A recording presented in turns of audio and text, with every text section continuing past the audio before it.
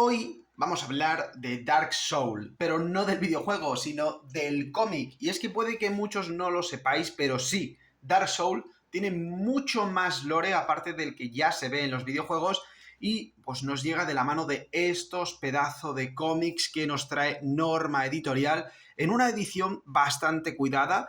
Son buenos volúmenes, casi podríamos hablar de compendios integrales, tapa dura, y aquí tenemos pues dos álbumes, ¿no? Dos cómics publicados originalmente en Estados Unidos por Titans Comic. Aquí, como digo, de la mano de Norma Editorial nos llega. Y tenemos, por un lado, la primera historia, El aliento de Andalus, y la segunda historia, El rencor del invierno.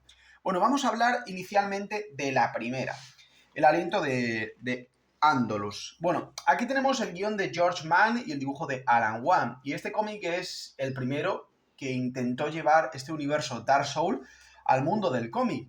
Y la verdad es que tiene lo suyo, pero también tropieza un poco. Y es que, bueno, los inicios no siempre son fáciles. La historia sigue a Fira, una guerrera no muerta, y a su compañero mago en una especie de misión para revivir a un dragón legendario.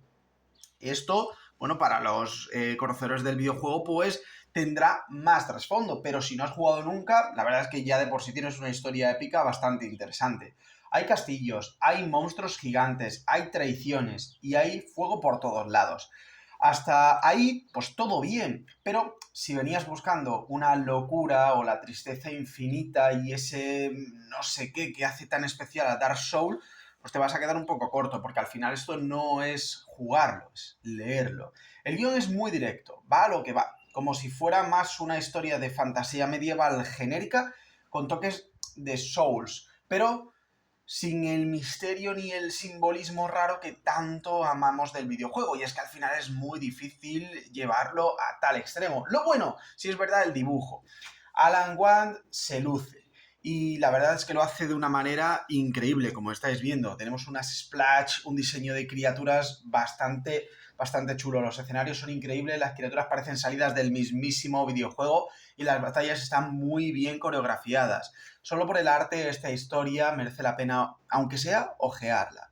Lo malo, la historia se siente que no arriesga. Se siente como una campaña de Dungeons and Dragons que alguien quiso pasarse de forma rápida y que, pues sí, se ambienta en Dark Souls. Entretenida, pero no es lo mejor. Pero luego, por suerte, el tomo termina de darnos ya la guinda del pastel con esta segunda historia, Winter Spite. Aquí tenemos el mismo tándem, guionista George Mann, dibujo Alan Wang. Y en este segundo tomo mejora muchísimo, pero muchísimo, la calidad de la historia y de la épica. En esta historia seguimos a Andred, un guerrero maldito que está atrapado en un mundo helado y básicamente quiere recuperar su espada, su memoria y también su vida.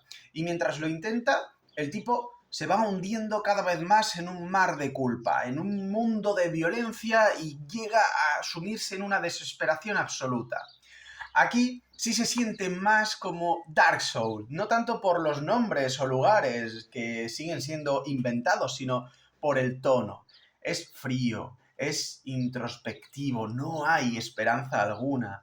Y el entorno, una especie de tundra oscura llena de espectros y monstruos congelados, está muy bien logrado.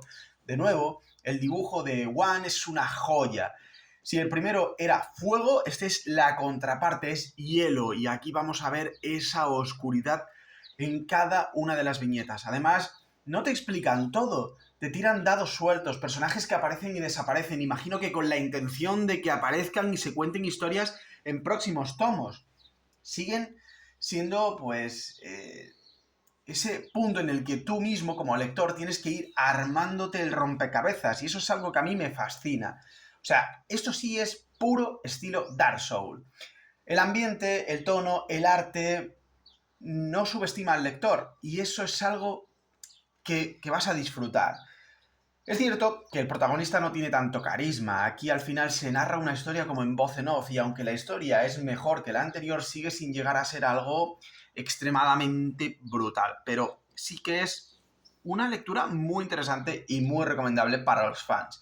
Así que, en definitiva, Si quieres ver monstruos, espadas gigantes, escenarios épicos, pues este cómic cumple. Pero si buscas algo que se parezca más al arma del juego, en la segunda historia lo vas a encontrar. Y la primera ha sido ese camino para introducirnos en todo esto.